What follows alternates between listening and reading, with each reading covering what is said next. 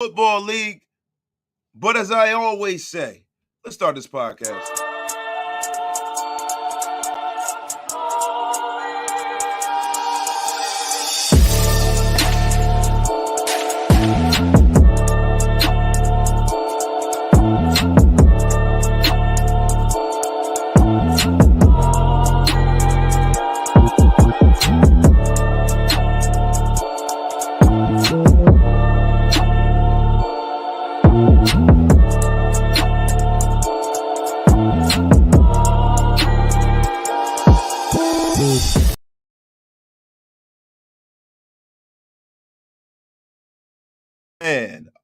Man, what is the deal, everybody? What is the deal? Oh no. Listen, I have been wronged, I have been slandered, and I'm okay with that. I'm okay. But I've been vindicated today because DeMarcus High Stakes Robinson has been cut. He's been cut, everybody. He's been jettisoned. And I love my brothers, but there's been a man that has pulled up and he has something to say about it. Andy Hammer. And most of all, Graphic Raider. You got some explaining to do, partner. DeMarcus Robinson is an absolute scrub. This is absolutely ridiculous. That you make this man sound like he's Jerry Rice. Absolutely ridiculous. It's preposterous.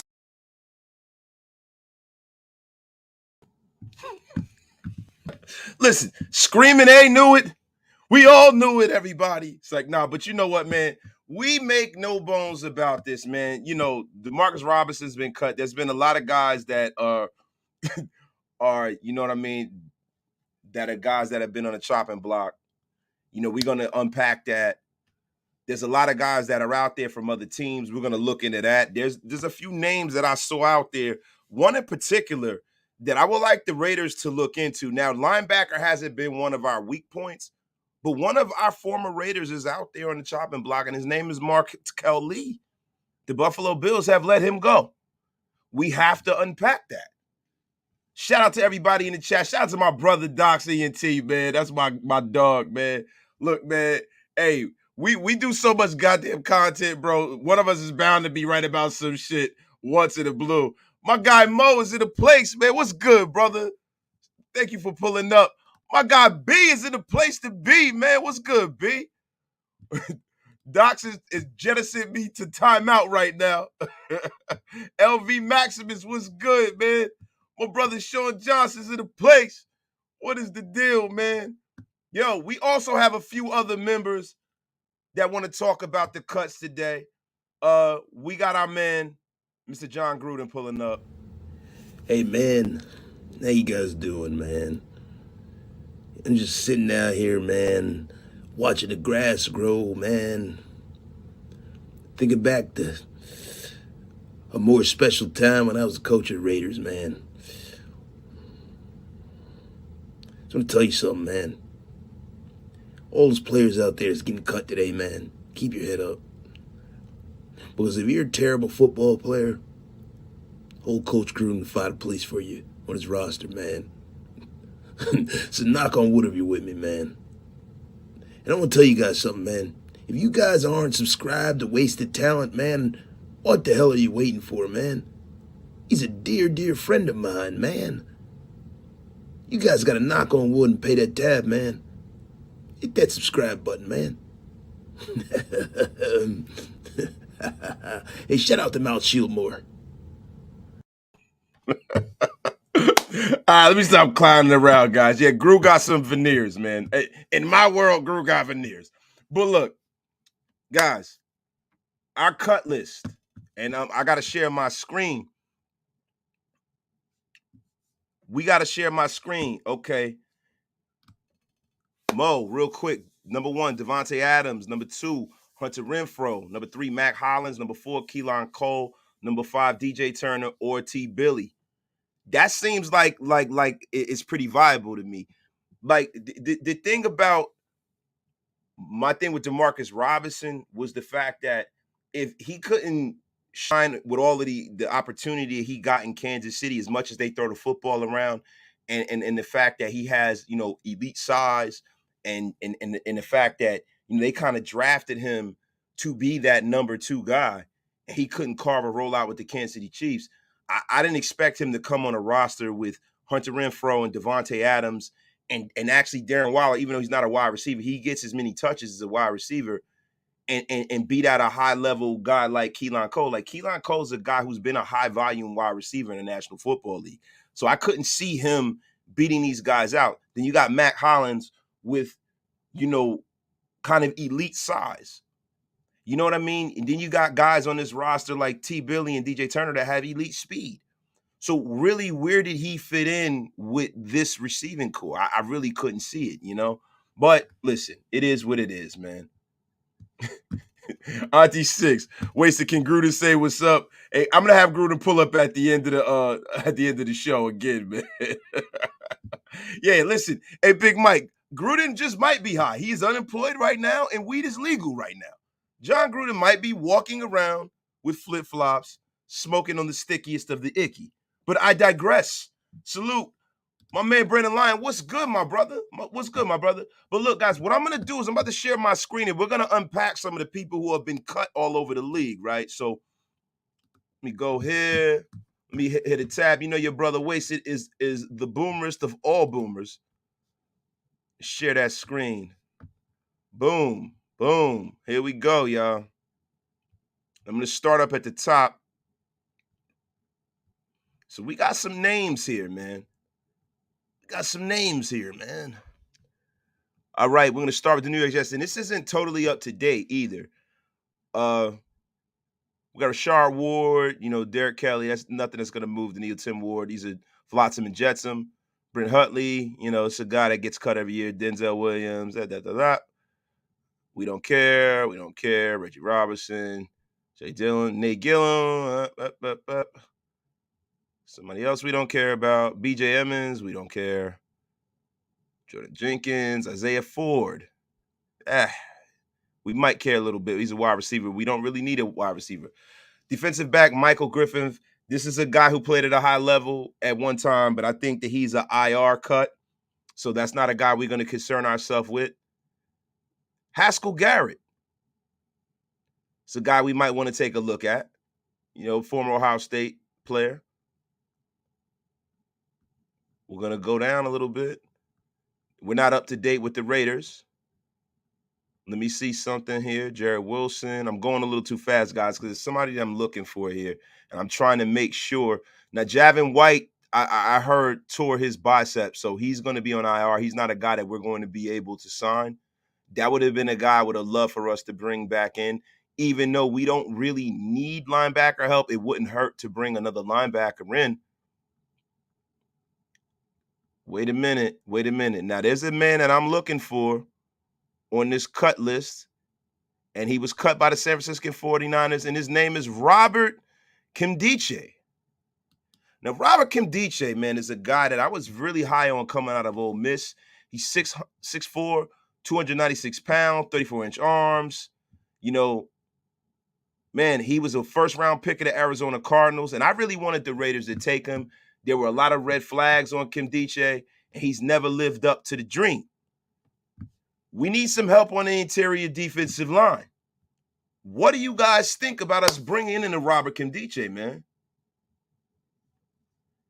What do y'all think about that? Y'all tell me in the chat, what do y'all think about taking a flyer on a former first-round pick and Robert Nkemdiche with a lot of upside, a lot of talent? Why not bring this guy in and see what we have and put him next to two dudes who have, you know, talent, can mentor him? Now, I know he played with Chandler Jones in Arizona at one time, but I would love to see what will happen with that. Oh, I appreciate you, dog. An important distinction that needs to be made is Green, Wheatley, and Brooks were waived and not released, which means they are developmental prospects who will be brought back to the practice squad. The Woods of Ingle, that is a factory. Now, Tyrone Cream of Wheatley Jr. is not a guy that I expected to make the roster. That guy's a total project, right? Green is a guy that is a project. He's a guy that might make the practice squad. We've drafted a lot of and brought in a lot of guys with a lot of promise that are UDFAs. So it's going to be a hard sell to bring some of these guys back as UDFAs, right? But look, man, I'm going to be honest with you, man. I don't think they're going to bring any of these guys. Green might be brought back as a UDFA, but I really can't see it, to be quite honest with you, man. North Cal Jesse in the place, man. What's going on, man? Sean Johnson. Right now, this would be your wide receiver room on a 53-man roster. Devontae Adams, Mac Hollins, Keelan Cole, Tyron Johnson, Hunter Renfrow, DJ Turner. That's a factory, bro. What were we just saying about Demarcus Robinson? He's done. That's what we saying. Wasted, my dude, finally caught one of your lives. Hey, yeah, I don't know why you don't catch my lives, man. I don't know what's up with you, Kane Town. You a op. You need to be here every day in the place to be, getting wasted. What is wrong with you, man? Gillespie to the Titans? What Gillespie to the Titans? Our Gillespie to the Titans? Sandro Raider, whoa. What are we talking about here, bro? What are we talking about? What are you talking about, bro? Yo, you got to share that, man. What are you talking about, bro? Auntie Six, Wasted has the talent to be a Hall of Famer, but he never puts the Wasted has the talent. Yo, you talking about Robert Kendiche? Yeah, never puts the work in mentally. That's a fact, bro. Let's see what we can get out of him, man. I'm all in for bringing in guys with talent when it comes to the trenches, because the talent that we need to get to the next level to realize the Raider Equinox is not just sitting there on a shelf. We need to take a flyer on guys, brother. We need to take a flyer on guys. I'm all about bringing in guys with high upside that haven't realized their talent at this point, brother. I'm all about it. Mo, Aaron Wilson of Pro Football Network tweets that the Raiders are sending Tyree Gillespie to the Titans. Oh my God, why? For what? What did they get in return? Let me look at this. Oh no, man. Mo, you can't be serious. Kenny been saying this for weeks. Wasted, I knew that something was wrong with Gillespie. Kenny been saying, Kenny, shout out to you, Kenneth. Something has to be wrong, right? Or is something wrong with the way that they're evaluating this guy? Why would they send Tyree Gillespie was flying all around the field the other day? Why would they send Tyree Gillespie? Well, what is going on, bro?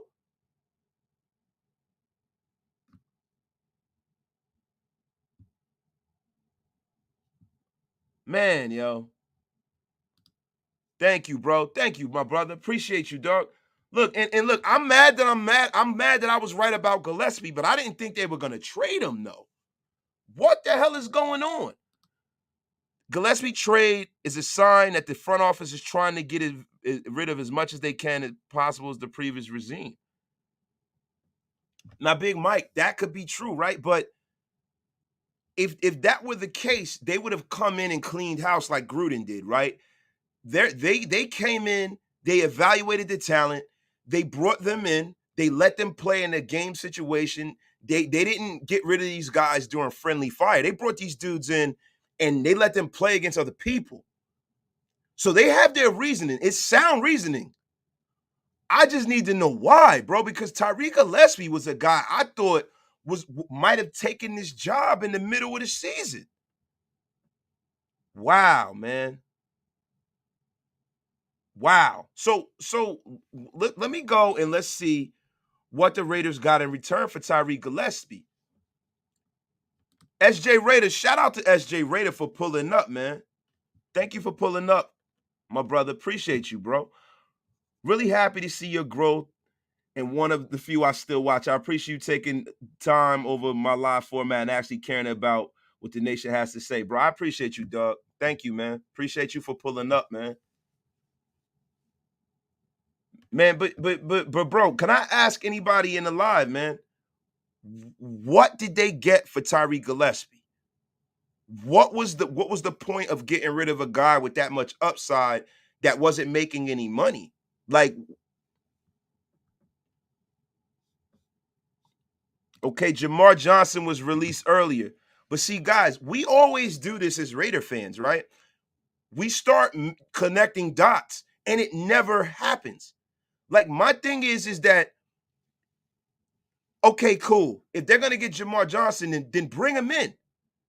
I don't want to see this nonsense where, oh, well, we got rid of this guy and this guy's available. So, no, man, I got to see it in real time with these guys because these guys don't move on the time and the frequency that we feel like they should. You know what I mean? I need to see it. I need to see, hey, like a fair trade. If we go and we get rid of player A, we return player B right now. Yeah, Kevin Lurker. We say that they're up to something. I need to know what it is ASAP, bro. Because let me tell you something. This past preseason game, we won, but the way I feel watching it, because I actually went back and watched it, I feel like in all the places that mattered on this team, we lost. We lost, bro. Because the trenches are the most important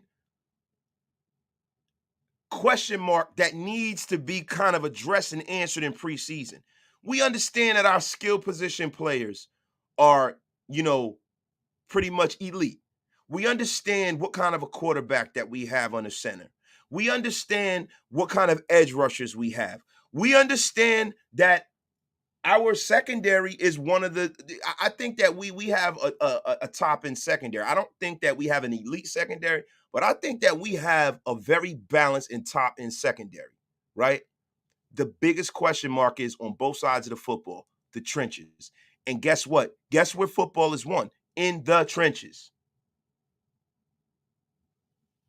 In the trenches, bro. So guess what?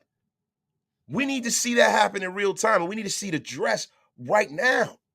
What's going to happen? My bro Stu, what's the deal, brother? Stu, got any room, bro? It's always room for you, brother. You let me know. What's up with you, man? Where your head at, bro? You want to pull up? It's always room for you, my bro. Yo, man, what are you talking about, Snoop? So look, man. Hey, Unchained Red, thank you, bro. Appreciate it, man. Gotta rep the legend, Bo Jackson, man. We got over 240 in the room. Get them lights up, get them shares up. Get wasted with your brother, wasted. I need more love in the room. Please share this live out, man. I got to get to a place where the legends are at, my brother. Oh my God! Thank you for the $10 donation. Wasted, not to be the dead horse, Waller, but no one is mentioning the fact that he was a captain last year. We deserve better, and he's gonna mess around and watch Foster get the bag, brother. I'm telling you, man, if it happens, it happens, bro. I'm not concerned about that whole situation right now, bro. If this team right now, right, doesn't address the trenches, it's not really going to matter what Waller does. It's not going to matter what Devontae Adams does. It's not going to matter what Derek Carr does. If they don't protect Derek Carr, bro, Derek Carr goes from being a top-end quarterback to being a very mediocre quarterback if he's getting hit all the damn time, bro.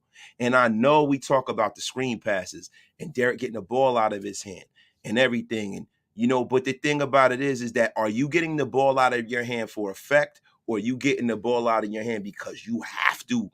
And that's not what I want. I want Derek to have the time to let plays develop downfield so we can get off the field and we can score points. You know what I'm saying? I want our team to win games by margins so we can sit guys down in the third and the fourth quarter, bro. I don't want us to have to win every game having a shootout all the damn time. And, you lose games when you have big leads, when you can't stop the damn run. You have to stop the run. And I know everybody's like, yo, it's just preseason, right? But we have guys that we're depending on that was playing in this preseason game that we're going to depend on going into this season that we're playing against third and fourth stringers getting gashed. It can't happen, bro. It cannot happen. They need to address it. They need to. Hey, Stu, you want to pull up? I'm sending the link, bro. Yeah, well, I want Twitter, or what do you send it on? I'm going to send it on Instagram, bro. Okay, got it. Yeah, man. But look, yo, I'm telling y'all something, man. Look, y'all, Stu is about to pull up right now, y'all. So shit is about to get really, really thick up in here. Thick framed even. Your boy Q just tweeted we are getting a fourth rounder from Gillespie from Tennessee. So, bro, that's something, that's the currency of hope again. I can't deal in the currency of hope. The Raider Equinox depends on us getting players that can play for us right now. Right now, bro. I need players that are gonna come in and play for us today. So I need to know I know Zeke and them want to have a full complement of picks. I know Zeke and them want to put their imprint on this team with their picks, but I got to question what they're doing, trench wise. Panda Ty, wasted. I was saying the same thing. Trenches win the game. If a start on the O goes down, we're screwed. DT, we ain't getting no pass rush. We ain't stopping no damn run. That is a factory. Wasted, don't go into panic until week 2, Nick. This is not panic mode, bro. This is a certainty, brother. This is years and years of playing and watching this game. You do not win football games unless you address the trenches, my brother. It does not happen, my brother. It just doesn't. You need to establish dominance at the line of scrimmage on both sides of the football. That is football 101. The more things change, the more they stay the same. People try to talk about all this exotic offenses and defenses and all this and this and that. At the end of the day, football is still football. It's 300-pound men on 300-pound men. Pause. Because I know Graf is going to eviscerate me for that. He's going to eviscerate me for that. But, yo, that is what this game, the game is won and fought in the trenches, brother. And we don't have what it takes. Right now, we don't. Kyle Ho, wasted. What did you think of Britain Brown's performance versus the Vikings? I think that Britain Brown is a physical specimen. And I think that Britain Brown is a guy who showed out a lot. But at the end of the day, Britain Brown is not going to make this roster. They can't carry that many running backs. And I don't think that Britain Brown really moved the needle based off of who he was facing. Britain Brown got in during like in garbage time playing against guys that aren't going to make the Vikings roster. So to me, it doesn't really look like the same deal to me, brother. What's up, Stu? Yo, what's going on? Chilling, man. What's good, brother? Nothing, dude. Just got done with dinner, put the dishes away, and the kids are outside playing, and I want to come in here and talk to my boy Wasted in the Nation. Thank you, bro. I appreciate you pulling up and your expertise, brother. What do you make of this Tyree Gillespie move, brother? Okay, so what? Fill me in. What's all going on? I just Tyree Gillespie was traded for a conditional late round pick to the Tennessee Titans. Now, my brother LV Maximus, the official security for Mount Shieldmore, said, "Let Mr. Ziegler do his job, relax and breathe." And look, Gillespie was traded to who? the Tennessee Titans. For what? I heard a fourth, a conditional late round pick. Others are saying a conditional late round pick. I heard a fourth rounder though. Shit, that's a hell of a fucking fourth round's a pretty good pick, dude. Yeah, it is. It is. But wait. Raiders get a conditional late round pick. Now I don't know because I'm on the air. I haven't unpacked it. Doc just put up a short video. I gotta take it's weird because I don't want to be playing it on the air and shit, right? But yeah, this is the thing, Stu. I just feel like at this juncture, we have such a great team, skill positionally. We have one of the better quarterbacks in the National Football League. This is like one of the best situations I've seen the Raiders in my lifetime, right? And we've always had this ham no burger kind of a situation, peanut butter no jelly kind of a situation. We can't afford to fuck around like this. You have to address the trenches, brother. This whole we're going to coach these guys up to be players is not working for me. And we have a problem on both sides of the football. Maurice Moten, my brother, is in the place to be. Vic Tafer says the Raiders are getting conditional late round pick for Gillespie. To me, that's not enough. So, go ahead. No. To me, that's not enough because Gillespie's a guy that I was depending on to kind of grow into a very, very talented young safety. Now what? Was he the one from Missouri? Gillespie, was he? I forget Was what he? Gillespie. No. Gillespie's not from Missouri. No. Gillespie is not from Missouri. Gillespie is from. I'm having a senior moment. Could y'all help me out? He is from Missouri. I'm Okay. sorry. He is from Missouri. My Well, that's bad. all right. I mean, I kind of pulled that one out of nowhere, to be honest with you. I'm having a senior moment. You know when it comes to you know when it comes to college football, bro, you the GOAT. I do. I do like college football. I do. I mean, well, that's the only football I was able to watch for the last 10 years because I just couldn't get past the whole fucking, not doing what I wanted to do. And now that I'm finally over it, you know what I'm saying? I can get into the NFL. I remember last year I was like, I don't know anybody, dude. Like, I didn't know any. I mean, of course I do, the major players, but so yeah. So I remember I was on someone's stream and they're like, who the fuck is the dude that doesn't know anything? And I'm like, But who is that? What happened? What? They're like, Jesus Christ, this guy sucks. All right. So, okay. Jerry Green. so yes, we I hired LB to don't. protect all of us. But no, so now this is what we're left with, right? We lost Jerry Green. You know, they're no surprise that Tyrone Wheatley Jr. was cut. He was kind of a guy that was a project. Yeah. Yeah. Demarcus Robinson was a guy that is not a surprise to me that was cut, but a lot of other people are surprised. Well, Wheatley's son at Michigan was a tight end. When he was at Michigan for a little bit, I think he transferred somewhere else, but he was a tight end, so I didn't even realize he was on the offensive line playing tackle.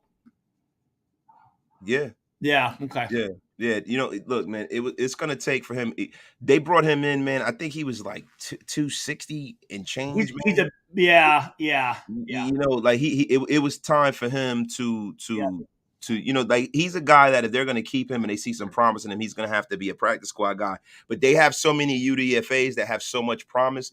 I don't see where there's going to be any room for them to keep him on his roster. No. So with that being said, right, what are the Raiders going to do with some of the guys that are in the scrap heap now? Now this is the first round of cuts. There's going to be a lot more talent on the scrap heaps. A lot more. A lot more. Do you see the Raiders addressing some of the gaping holes on this team going forward by going and kind of like going into somebody else's cupboard and signing some of these guys?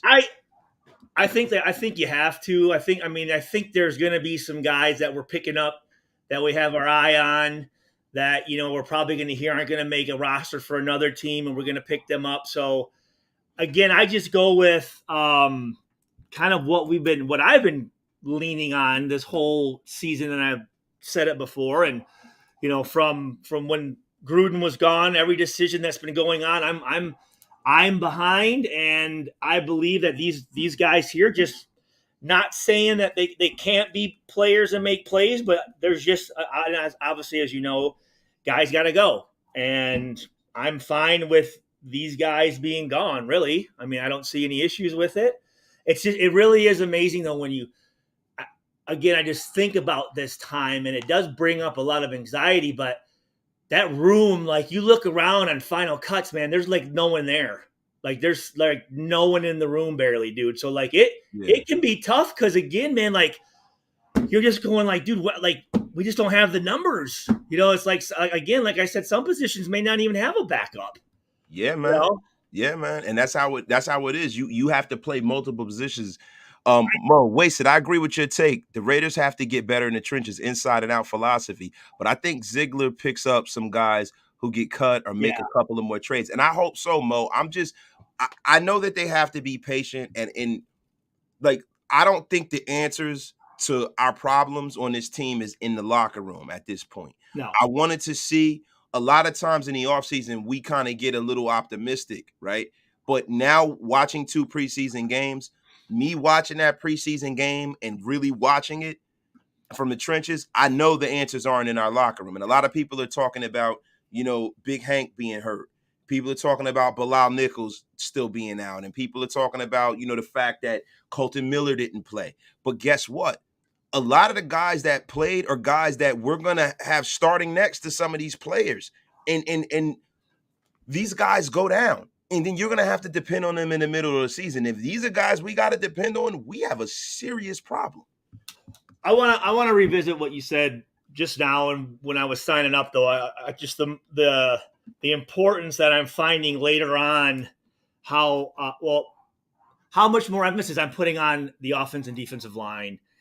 And if you look at it, I started kind of thinking as far as why I went, like, if you could have a great secondary, and if that quarterback has 5, 6, 7 seconds, I don't care how good the secondary is going to be. It's going to be hard to be able to win ball games and compete. Now, the flip side of it, I don't care how good of a quarterback, running back, and receivers you have or tight end. If that quarterback's not able to get to those reads or see those, or he's pressured out of there, it's null and void. So I look at it going, you could have a really good offense and defensive line and have average guy, not average, but not the superstars behind, just because they don't have to cover as long, they don't have to block as long. Bro, the case in point is the 2007 New York Giant Super Bowl team. They had a tremendous defensive line. You had Michael Strahan, O.C. Umenyiora, Justin Tuck, Barry Caulfield, all of these guys, right? Big Freddie Robbins. They had a decent secondary, but they didn't have any world beaters out there. And did you say 72? Umenyiora. Yeah. O.C. Umenyiora. They had a tremendous line. Yeah. And they got after the quarterback, and they were able to run. Good linebackers. They had decent linebackers too. Pierce, being our linebacker coach, was in there. Yeah. And also, they had Matthias Kiwanuka, who can put his hand on the ground and drop back into coverage also. And you know what? They actually had a guy, and God darn it, I got his number. He was actually with the Raiders. He was with us. You said 07, right? Was that the 07? Yeah, that was the 07 team. Yeah, he was with us during the 07 season, preseason. We got him out of Northwest Missouri State, and he ended up going and playing about 6 or 7 years on the defensive line for the Giants. So he was another guy that was in that part of that rotation of that defensive line you're talking about. Yeah. Yo, Raider John, the legend, the YouTube legend. Maybe we're just collecting draft capital to trade for an established lineman or something, but there has to be a reason why we moved him that none of us know about, and the coaches did. Now, there's somebody else in the chat. They said something I just missed. Sorry, it's Dave Tollefson. Thank you, J-Ro. Yeah, Dave Tollefson. Yep. Yo, somebody just said something that I didn't think about. Dave Tollefson. Yeah, he was nice, man. Yeah. Yo, AC, thank you for that, brother. Yeah. Look, somebody was saying that maybe, just maybe, it's Palomalu time. Do you think maybe that's why? I haven't seen anything for Palomalu. I didn't see him really do anything that kind of jumped off the pages to me to make, Gillespie be moved, because Gillespie looked like he played well to me. He kind of fucked up on special teams, but I didn't see any reason for him to be moved.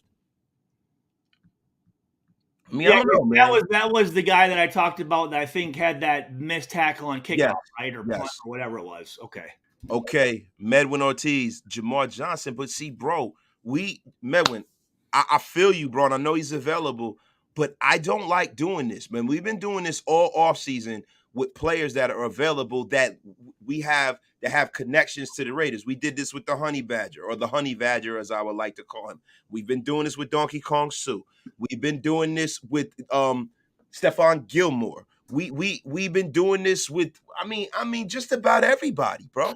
And how many of these guys have come here? I'm tired of doing that, bro.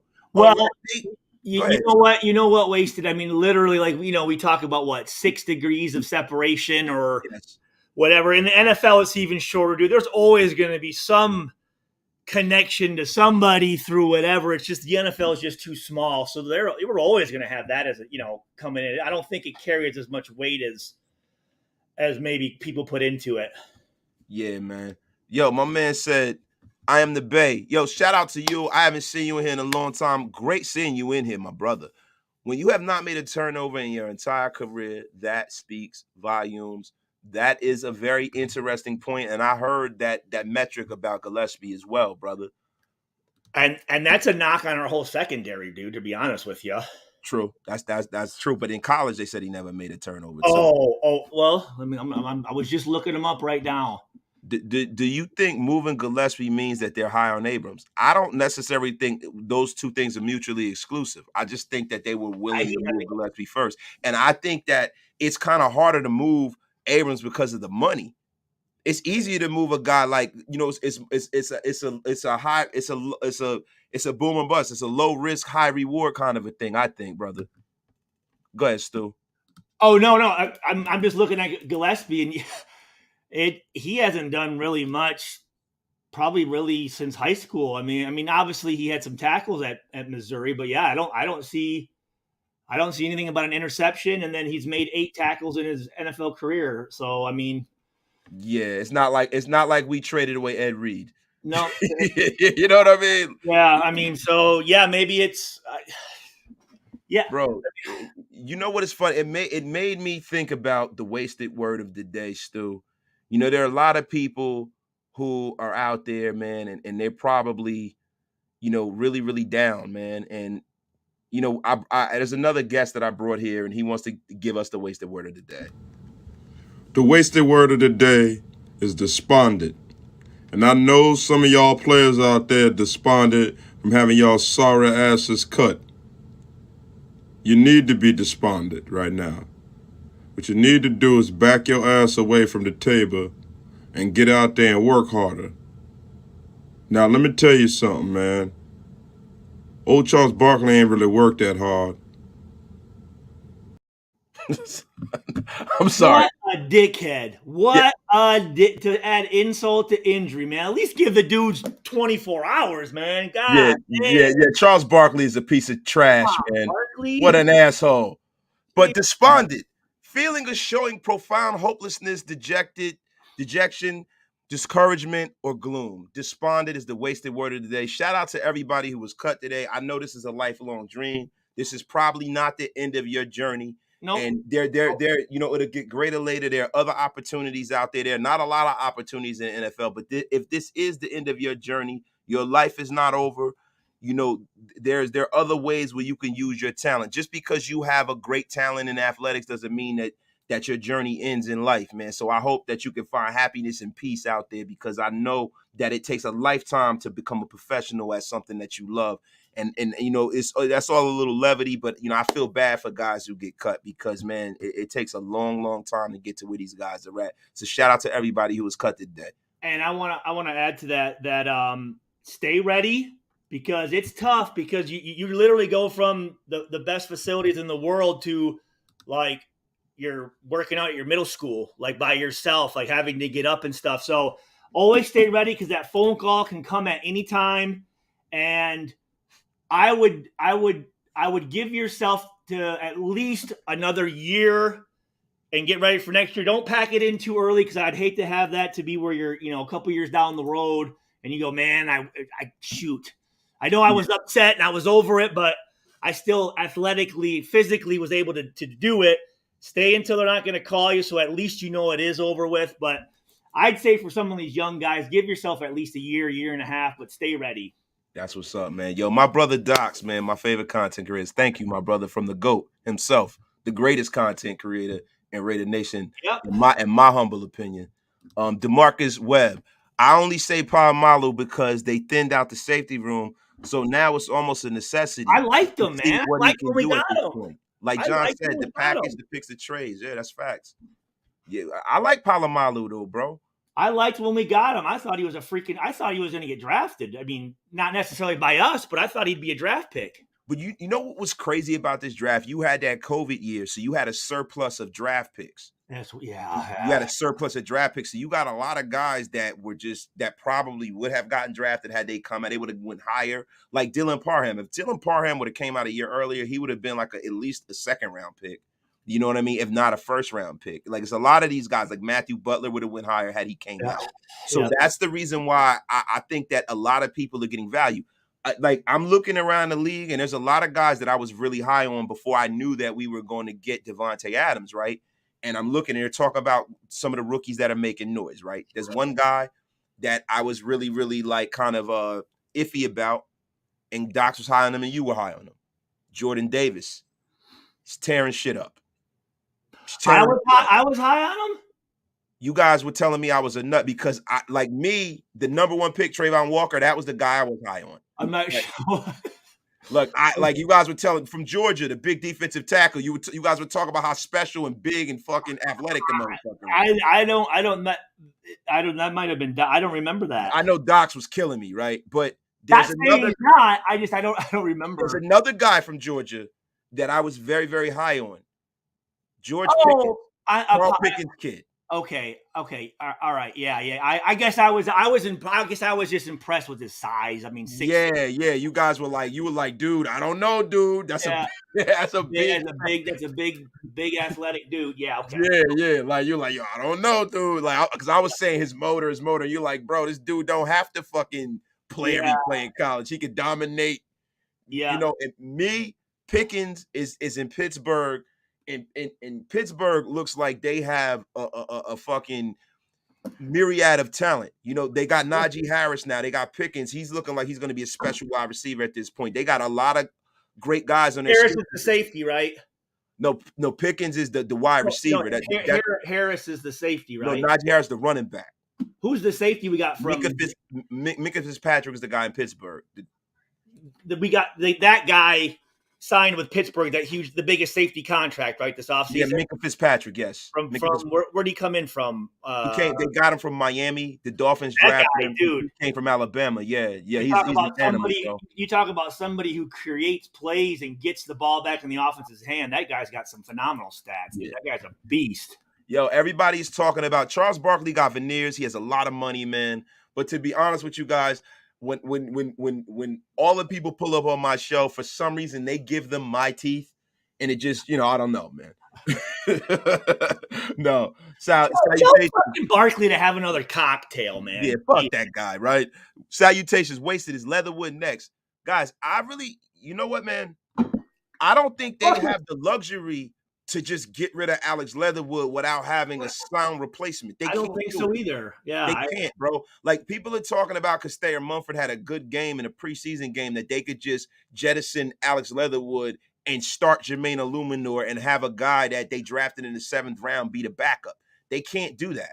They don't have enough depth on the offensive line to get rid of Alex Leatherwood. I don't really see a positive in it, right? I mean, what's the advantage of just getting rid of the guy? I mean, you know what I mean? Like, I don't either, brother. The only way you can get rid of Alex Leatherwood, because one, it's going to be a cap hit, and two, you have no real replacement for this guy, is if you go out there and you can go and trade. And a lot of people, I've heard them talk about trading him to Chicago and for Tevin Jenkins and all of this and that. What you're doing is you're trading an apple for an orange. Yeah. I mean, you're trading apples for apples. These are two guys who both are struggling in the National Football League. It's not like you're improving. You're just taking their problem and they're taking our problem. The only thing, the way we make out is financially, because we have a 1st-round pick and we're trading for a 2nd-round pick. That's the only way. So Leatherwood, man, I just think we're kind of stuck with the Alex Leatherwood project. Yeah. The only difference is that whether he starts or whether he doesn't. It's pretty much it, man. I got to get into this chat, Stu. So now, Louis. I've been over here too looking. So yeah. Some people were flaming when I said Robinson wasn't going to make the cut. Raider Casper, some people were flaming me too, and their name rhymes with Mandy and Mammer. Oh, really? Okay, yeah. Yeah, they were killing me, bro. Stu is a GOAT. Stu is definitely a GOAT, bro. You already know, man. Oh, I appreciate that, man. Thank you very much. Thank you. Yo, so all right. McDaniel said he likes rotating his O-line since you rarely play your starting O-line the whole season. We the people, that is excellent. But the thing that I'm seeing is no matter what he rotates, we have a whole world of shit out there. So what is going to be the starting offensive line, bro? I haven't seen anything that makes me feel comfortable this whole preseason. Have you seen that, Stu? Again, no, but there's still that little bit of not grace period, but that little bit of where it is again. It's like it's the preseason. It's just so hard to judge. You just don't know.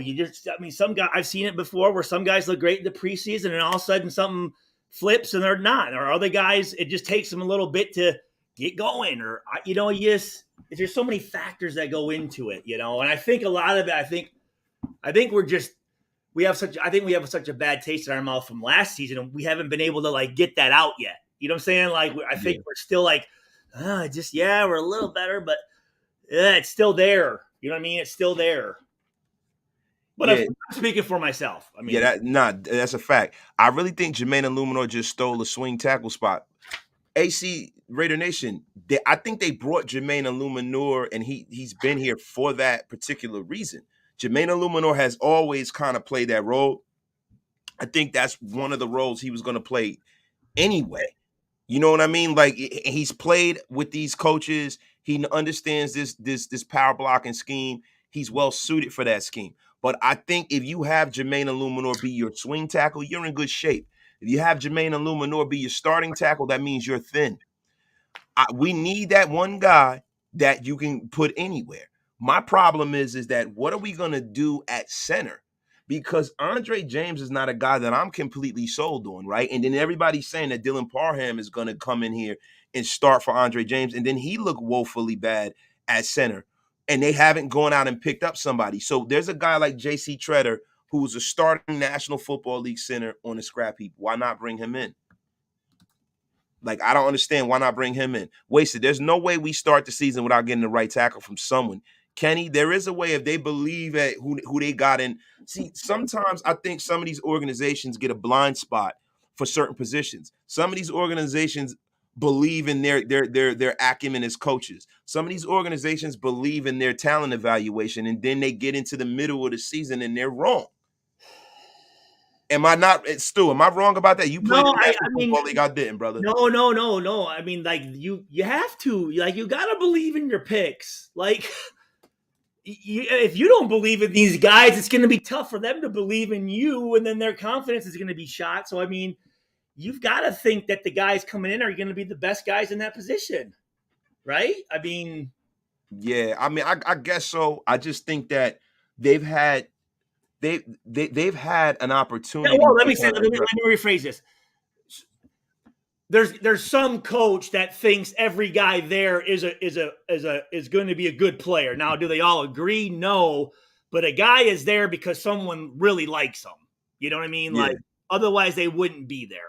I guess that's what I'm saying. So someone that's coming in, yeah, there's going to be someone that's behind them until, a certain point, and it's like, I can't, it's just, he is what it is. It is what it is type of thing, Yeah, bro, and it's crazy to me that, like, you get a guy that's a specimen like Alex Leatherwood, and you're expecting him to come out there and play at a certain level, and the one knock on him is he's not an aggressive guy. You can't have a guy that is at right tackle, that is not aggressive, man. That worries me. Have you ever heard an interview of him?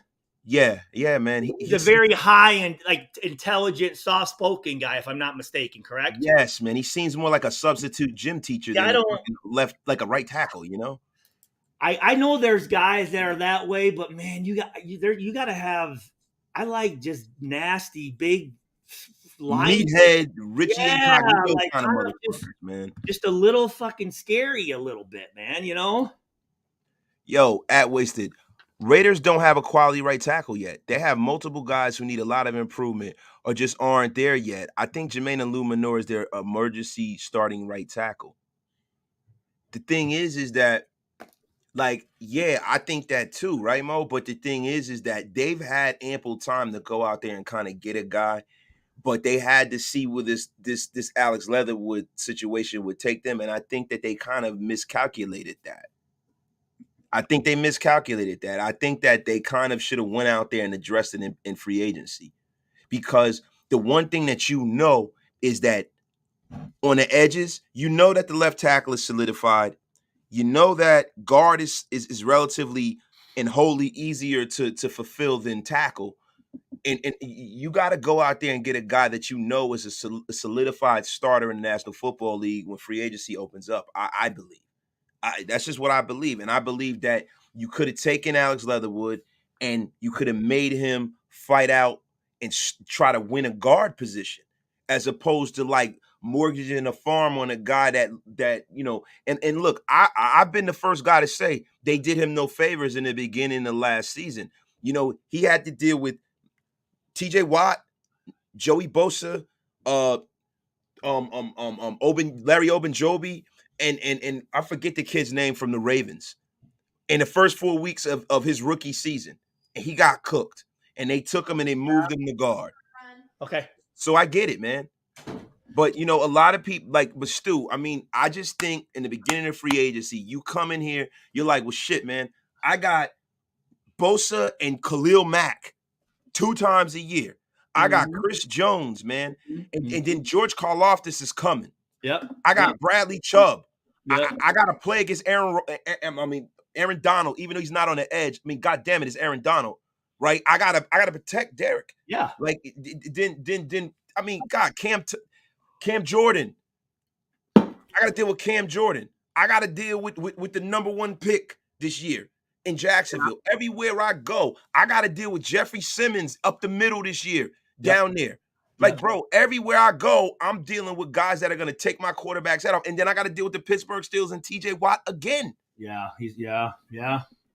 Armstead and them guys in San Fran. Like, let's really unpack this, dude. Like, you got to protect Derek.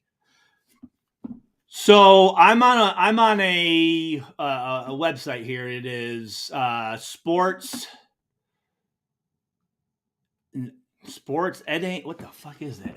Sportsonaut. Okay, sorry, Sportsonaut. It says evaluating 5 best free agents to address Las Vegas Raiders offensive tackle situation. Shout out to Maurice Moten. He's one of the writers over at Sportsonaut. Oh, okay, cool. So he says, so did and forgive me, did Parker not play this week or did he play? No, he didn't. Parker's hurt. Okay. It says that the poor showing did not practice, did not play against after Jacksonville, did not play. However, the Raiders haven't worked out any tackles to address the position in spite of its superb performance in uncertain situations. So unless general manager Ziegler pulls off a trade for a tackle, potentially targeting Philadelphia Eagles tackle Andre Dillard or Chicago Bears lineman Tevin Jenkins, he seems a bit too quiet in an attempt to upgrade the position, which does not mean anything. But here they have 5 guys here that are possibilities for. So number 5 is a Nate Solder. Yes, from Nate Solder out of New England. He was a guy who got a big check from the New York Giants when Dave Gettleman committed organizational malpractice with the New York Giants and paid him a big bag to be the starting left tackle, and he got Eli Manning hit into retirement. It says Nate Solder has lined up mostly on the left side in 11 NFL seasons, but he took snaps at right tackle through his rookie year in the 2021 campaign. Battle tested 16 games for the New York Giants with 6 sacks allowed, 927 snaps last season. 34 years old. He can become a placeholder at right tackle or veteran insurance for Alex Leatherwood. Number 4, Marcus Cannon. Another free agent with the Patriots. Only a few weeks older than Solder. He played 9 seasons. Also, like Solder, Cannon exercised the option to opt out of the 2020 season because of COVID. Next, Eric Fisher from the New England Patriots. From the Indianapolis Colts. Eric Fisher hasn't taken a snap at right tackle since the 2015 campaign. What the fuck? At this stage in his career, though, he may be open to transition to the opposite side. Hey, Stu, you know this is Mo column that you're reading right now, too. Who is it? This is Mo's column. Shout out to Maurice Moten. Shit. Well, you got Mo Moten. Yeah. Yep. The great Mo Moten. Yeah. This is perfect because I wouldn't know any of this shit. So he's saying last season Fisher allowed 41 pressures and 7 sacks and 874 snaps. It looks like he had an injury. Okay. Anyways, number 2. Bobby, and there's more. I don't want to read everything, but there's a little more on each guy. Bobby Massey. Bobby Massey. Yeah. Bobby Massey isn't talked about much, but he deserves a little more buzz as a free agent option at the right tackle for the Raiders. According to Pro Football Focus, Massey hasn't allowed more than 5 sacks in a single season since the 2015 campaign when he played for the Cardinals. Since then, the 6'6", 325-pounder has been a solid pass protector exclusively on the right side. He's committed just 2 penalties over the last 1,200 snaps with the Denver Broncos and Chicago Bears. Last but not least, number 1. I don't know if these are going from, I'm assuming, worst to best. Daryl Williams. Daryl Williams hasn't signed with the team yet. Some Raider fans have confused him with Daryl. What the fuck? Daryl Williams. Daryl Williams that went to the Jaguars. Yes. Okay. At the end of July, Williams, a former Buffalo Bill and Carolina Panther, has significant experience at the right tackle and could compete for first string reps right away. He started in 74 out of 89 games in 7 years. Now, Mo is right on target with me. To be honest with you, a lot of people would disagree with me. On what? On what? On what? I'm going to tell you right now. At right tackle, I will take Nate Solder right now. Okay. I will take Nate Solder right now. On this roster, Nate Solder can come in for 1 year and be a placeholder and be a right tackle, a functioning right tackle for this organization. Nate Solder at left tackle, not so much. Nate Solder in this system, with this team, with this quarterback, can be just what we need. He'd be just what the doctor ordered. I mean, mark my words. He definitely looks like a fucking monster, dude. Yeah, Nate Solder for us with a quarterback that gets the ball out of his hands. God damn. Is definitely what we need, bro. I definitely could take that. Salute to the chat. My brother SC Experience is in the place, man. Now, guys, there's a couple of players that I want to bring up as well, man. We have some trade targets because my brother Mo's agreeing with me too. Thank you. There's a couple of people that I think that we can maybe form and kind of get a trade for, right? Bobby Evans from the St. Louis Rams. Bobby Evans. Wait, is that him right there that did the article? Yeah, that's Mo that did the article. I'm telling you, bro. Okay. I didn't know he was in here. I didn't know he was in here too. Okay. Yo, G.A. Pedro says functioning right tackle. Bro, we have less than functioning on our roster. I'm talking about functioning, a starter, a guy that doesn't give up a sack every 5 minutes. That's like a turnstile, bro. I mean functioning, a guy that's going to hold his own, brother. Yo, Bobby Evans, a guy from the Rams that is probably going to lose his starting position. He has 2 guys ahead of him in camp. They might get rid of him. At guard, we might bring some guards in. And there's a guy that's going to lose his position in Baltimore. We can bring in a veteran guard too to fortify that situation. Ben Powers from the Baltimore Ravens. And that's what I'm saying. And Mo is absolutely right. People have to understand you're not getting an all-pro tackle off the street. No, you just need to get somebody to get you through the season so Carr doesn't get crushed and draft the top guy in 2023. And that is what I try to get everyone to understand. Mo, thank you for that, brother. Yeah. Thank you. We the people. Maurice, write about how Leatherwood is going to be fine and how the Raider fans are panicking. We the people, if Mo believed that, he would write that, but that is not true. We understand that the problem with Alex Leatherwood is not the fact that he doesn't have athletic ability. It's the fact that he has bad hand placement. But Alex Leatherwood doesn't initiate the contact. And a lot of times he's retreating. He's retreating before he goes and with that jab. And by that time, he's turning around and the guys around him already. He needs to change his mentality, brother. He needs to change his mentality. And I don't know if you can get I don't know if you can get the toothpaste back in the tube. I don't know. Yeah, I don't. My brother Docs, Andy at right tackle and right guard at the same time. Listen, if we had Andy at right tackle and right guard, I think we'd be fortified right now, to be honest with you. I mean, could you imagine that? Andy, listen, brother, we either have Andy at right tackle and right guard, or we have to have Andy come in here and coach the offensive line. Is that Andy with or without the beard? I think you got to have Andy with the beard. He has to be Robert Gallery-esque for that to happen. Listen, man, you know what they call them. They call Andy with the visor Andres Reed. They call him Andres Reed. Okay. Wait a minute. Cool Kev. I have faith in Bam and Mumford because we signed these. Cool Kev, come on, bro. These dudes, we got a UDFA who's played 6 years of football, bro. And Thayer Mumford played a good couple of snaps in a preseason game, bro. Come on, man. Come on, man. And I'm down for Andy, bro. Wait, Leatherwood isn't aggressive enough. He's not comfortable in his hand technique. And plus, this is my problem with this guy. He's a right-handed guy who played left tackle, who they brought to the National Football League and made him play right tackle. He's never been comfortable doing it. And I don't like when they do that to guys, man. This is a guy that was a left tackle in college, and now you're taking and making him play right. Yeah. And that's like making you shoot left-handed in basketball. It's tough. It's tough. It's awkward as shit. It's awkward as shit. Andy with the beard at tackle, without beard at guard. That makes a whole hell of a lot of sense, Grav.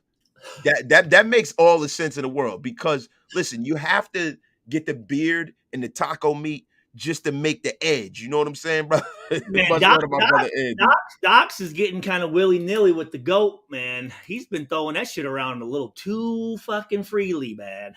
Hey, look, man. He's got the shirt, he's got the emojis. I mean, bro, listen. Where do you go from there, though?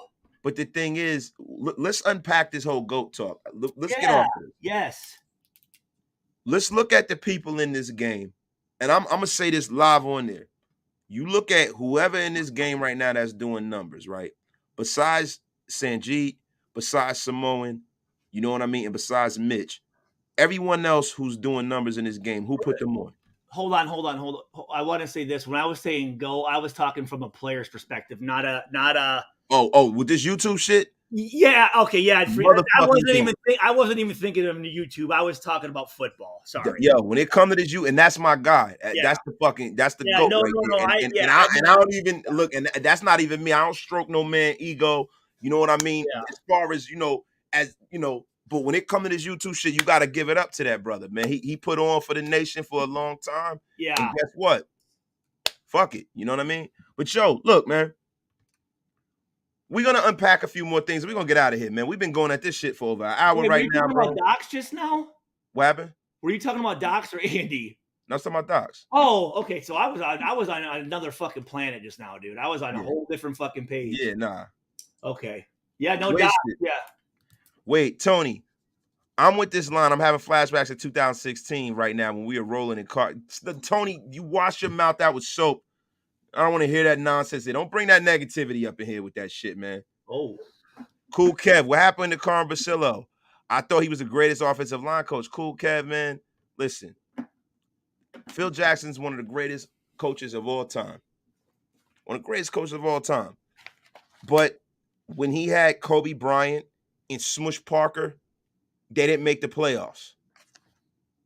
You need players, bro. You need that wasn't Smush's fault, dude. Get off my boy Smush. Smush was nice in college at Fordham. At Fordham, he was nice. You know what I'm saying? He putting everybody on. Shout out to Docs. That's right, man. Yo, so now when we look at it, we have guys that we can trade for, man. What do you think about the Raiders bringing in a defensive tackle? A man by the name of Sheldon Rankins. What do you think about that? Sheldon Rankins was drafted by the Saints. He was drafted very highly out of Louisville. He's a guy that was compared to Warren Sapp. I think that was pretty much like a bad comparison because Warren Sapp is one of the 4 greatest defensive tackles ever played the game. And, they brought him in. He got injured. He didn't work out down in with the Saints. They traded him to the Jets. It's looking like the Jets are probably going to cut him if they already haven't. What are you thinking about us bringing in Sheldon Rankins to be our 3 technique? So he did tear his because there's a little thing here of what happened to him in 2019. He tore his Achilles, so that's kind of what happened there. I'm just saying. So now he's healthy. He's playing. Yeah. What do you think? And Robert Cisneros, the human thumb himself, my brother, is talking about Deron Payne. Deron Payne is not on the market, bro. So I don't know. I would love to have Deron Payne here, bro. I mean, that would like fucking solve that's like a Pro Bowl level talent, bro. They're not going to trade him to us. My brother Docs, man. Stu says, hold them coaches accountable. Ask Greg Olson. What are y'all talking about, man? Stu says, hold them coaches accountable. I don't know. McDaniel spoke very highly of Carm Basillo in our current O-line group in his last presser. He seems to like what he sees. I don't think that Josh McDaniels is going to go out there and eviscerate what's in our locker room. He's not going to do that, bro. But I know and you know that if these guys watch and coach football for a living, and I'm a ham and egger who goes to fucking work every day, and I can see that there's something wrong, they can see it's something wrong too, brother.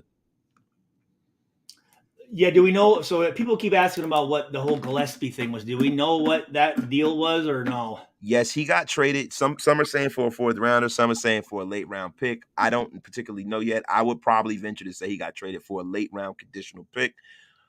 Gillespie was moved. That's the end of it. I think they're, this is a guy that they got draft capital for, which is dope, instead of cutting him. So he wasn't in the Raiders' plans, that's what that's telling me. And they got something for him instead of just releasing him. And that's good to me. You know what I mean? I'm glad that, they're not just letting a guy like that with that much promise go. Unconditional late rounder. So it's an unconditional late rounder. Conditional, not unconditional. That could be a late, yeah, yep. Thanks, Graf. Appreciate you, dog. Mo, Sheldon Rankins had a decent year as a rotational defensive line. The Jets have a crowded defensive line room. If he's let go, I'd pounce on him, and I would too. Competing for the backup safety. These guys, listen, man. They have one of the best young defensive linemen in football there. You know what I mean? So they're probably going to have to get rid of Sheldon Rankins. I think that the Raiders need to kind of keep their eyes open with some of this draft capital they got, and go out there and seek some. They need to seek some kind of some remedies here for the situation that we got going on here, my brother. Hey, I want to say something. I was watching some of the some of the stuff from the Cleveland Browns games, man, and those fans are just, I mean, come on, man. The stuff they're saying to Watson, like, just it's just disappointing, Yeah, I mean, look, man, the court of public opinion is God damn, it's not funny. I don't know. I just like, golly, man, like, God, I mean, what's gonna happen, but it's just some stuff. I get it, but bro, the court of public opinion is a court you just can't really win, right? There's no way to quantify what's happened. I reserve my opinions because I don't know what happened. We don't know what happened. So it's like, you don't want to be on the wrong side of history by saying that he didn't do it. You don't want to be on the wrong side of history by saying he did do it. The only thing we do know is that a court of law didn't charge him with it. So he's walking around free like OJ, right? Yeah. So if he's walking around and he wasn't charged with it, let's let the judicial system be the judicial system and let him come out there and play football and let the chips fall where they may. Yeah. But I don't think that it's up to us to vilify men who, was judged and had real evidence, and we're gonna let the media form our opinion about shit we really don't know anything about. I think that this right here, this and all of this media stuff is an excellent thing. It's an excellent tool. You're almost never bored, right? But the problem with it is that a lot of times we have opinions on shit we really shouldn't. So did you see the guy, the reporter in where is Carson Wentz? Where is he at? Is he in? He's in Washington. Oh, dude, they actually, the guy got fired. He did a one-on-one interview with Carson Wentz, like behind, where they're sitting down and they're behind the camera or whatever. And the guy was, it was just terrible. It was absolutely it was such a terrible interview, just condescending and rude, and I couldn't believe how well Carson Wentz did with it. But yeah, they got rid of his ass. So I think they're gonna hold some of these guys accountable. And it's just like, dude, just don't form an opinion, man. Let the fans form an opinion. Let the player be able to say what he wants. Don't. Just ask a question. Just do your research, ask a question, and fucking god dang. We live in a world in a 24-hour media cycle now, Stu. So, previous to that, when we were growing up, ESPN kind of created the 24-hour news media circle. Like when we were a kid, we would read the papers and they'd have the scores and they'd have the stats. And then you'd have an editorial piece by the guy who was the guy who would go behind the scenes, Dick Schaap and guys like that. And they were special guys, and they would have a burden of proof of having proof behind the things that they reported. Right. But now that's not what the media is about now. Well, and also there was a distinction between you're the player I'm media. Well, now these guys think they're the stars sometimes. You know what I mean? Like they're the ones making a name for themselves rather than being there as a form of information for the public. They're trying to become famous. You know what I mean? And it's like, Yeah, I mean, listen, I don't begrudge anybody for trying to further themselves and for them trying to no, not at all. try to make money and things like that, because now with all of these new ways and new mediums, there are other funnels of cash. And that's cool. But there has to be one thing that we all need to hold people accountable for. And I don't mean, like, do they feel like, oh yeah, dude, like, do they go and rewatch that and like they're not embarrassed? you know what I think? I think is lacking. Listen, if people had this, all of this kind of conversation and all of these things wouldn't exist. If people had integrity, if people had real, true integrity and held themselves to the standard that they expect others to act under, the world would be a lot better place. And that's all I'm going to say about that. Like when it comes to the Watson thing, I don't want to go into like a realm that we can't kind of get out of. But if we had integrity and we those of us who are parents, we want our children to be treated fairly. We want our kids to have integrity. We want people to treat us fairly, and we want the people around us and the people we deal with to have integrity. You should go and have your dealings and do things with integrity. And a little respect. Have a little respect for just as if I'd have respect for that man being. I would think a reporter in the NFL is the pinnacle of his career. He's there because he worked his ass off. So there's respect there. Just pay a guy a little respect. And see, this is why I'm going to say this publicly. This is my favorite media guy, period. I like him too. Well, as a new media person, I look at it as if I'm serving the fan base and not myself. I check my ego and I do the job, which is also my passion. Yeah. That is when you love your work, it comes out in your work and people receive it and respect it. And that's why the nation loves you and people love you, Mo. We appreciate what you do for us, man. Hell yeah, dude. Hell yeah. Well, and also too, the better relationship that he has, the interviews are going to be better. The comfort's going to be better. It's just going to be better for everybody. You know what I mean? Like, yeah, Jack Kennan, we are all grown men. We trust our own sources and make our own opinions. Hey, Jack, and that's a fact too, man. The thing about it is that the thing that we got to realize is there's power in accusations. There's power in what we say, and there's power in words, right? So if I don't have facts, I'm not going to ruin somebody's reputation in their life if I don't have total facts. Yep. That is the reason why when Mo was on my channel, right, we were confronted with something when we were talking about Eddie Goldman. And people were saying, yo, and this and this and that. And I had an inclination that there was something more that met the eye. And Mo did too. But we didn't say it because we didn't have the facts behind it. Yeah. And a few days later, the man retired. But we could have been like, yo, he's definitely, and we didn't do that, though. I told you. Yeah, we didn't do that because I don't know. Yeah. And see, the thing is, the reason why I didn't do that, because I know he's a man that is a professional, that is in the media's eye. I'm not. I'm just a guy who's like going through a midlife crisis right now. You know what I'm saying? Welcome to the club. Yeah, right. Yo, me and Stu are going through a midlife crisis, and you guys are helping me along with it. I love this shit. We're gonna pick out matching Corvettes here soon. Yeah, my God, man. Yeah, so it's just, this is something I love to do, and you guys are. Well, but also too, like if it's his credit, it's your credibility, right? If you're saying stuff and it doesn't come to fruition, I'm gonna stop listening to you. Like, dude, I don't respect, like, I'm not going to sit here and put any faith behind it because you're just kind of spewing things out. But if you do say something, and that's obviously, if you're going to speak, I know you do your studying. I know you have your facts. I know you have your intuition. So I'm going to listen to it a little bit more because you don't do it a whole lot. And if you do say something, it's because it's been researched and you've done your due diligence. You know what I mean? Like some of those guys, I just can't, I'm like, 1 week this is the best player, then 1 week this is the greatest player, then the next week this is the worst player, and I'm just like, dude, the clickbait culture is something that people are going to get tired of, right? We the people. How do you expect the journalists to have integrity when the NFL has showed us they have no integrity? I'll tell you why. because you are in control of your own station in life, bro. What others do should not dictate how you conduct yourself. That should have nothing and this has nothing to do with like fucking, like Raider talk. This is just as a person. Yeah. I don't allow the people around me to control how I'm going to conduct me.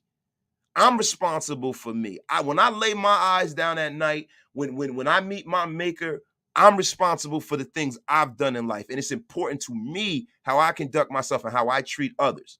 Right. And that shit resonates. And the energy you put out cannot be created nor destroyed. You have to be responsible for what you put on file and who you are as a person, man. So I don't want to hear the NFL. The NFL is a business. It is not a living entity. You are. Yeah, So, and Kenny, am I talking too much? I apologize, Kenny. No. Stu, I appreciate you, bro. I appreciate that you even come on this and it's like every fucking time there's always got to be some fucking dick that just has to throw something out there when this is not fucking needed, Kenny. You know what I mean? Fuck, man. I thought this was a pretty good fucking stream. This was an excellent show. Yeah, like all good, brother. It's all good. I appreciate you, my brother. Listen, DeMarcus, we're gonna get out of here pretty soon anyway. Like Charlamagne said, people would discredit the truth when the lie is more entertaining. People want the shock value and the likes instead of checking people and making things authentic, man. Wait a minute. Here we go. Wasted. The word of the day, splendiferous integrity. No, we had the word of the day. Barkley had the word of the day. Barkley has veneers, and it's all good. Super Amaricron. My peoples is always in a place to be. The minute the victims settled, it was over. Not one of those masseuses filed a report, nor had evidence of rape. Deshaun Watson was just a mistake. That's your opinion. You're entitled to it. Mo, 1,000% wasted. As a man or a woman, no one else's screw-ups should be an excuse for you to be sloppy or lack integrity. I appreciate that, bro. Yep. Stu, you talk all you want, brother. I'm here for it. Yeah, Kenny. Maurice, tell that to the ESPN employees. They need some help. Fuck that. Talk that shit, brother. Yo, do you have anything else in closing? Hey, Raider Ruckus, what's up, brother? Everyone, send your positive vibes towards Ruckus. He's had quite a few family issues come up, and I know I spoke with him yesterday, so just him coming up there right now. If you do get a chance to say what's up to him, and yeah, dude, this was good. I really want to be able to get this. I remember this being as a player too. Like it's like I want to know who are the 53 guys that we are riding with, and like that way you can kind of like the guessing can get out of it, and we can really sit down and really dive into some of the stuff. But right now it's just so hard because you just don't know what's going on. But I think I'm happy with where we're at. I'm excited for the game. It's Saturday, right? Yeah.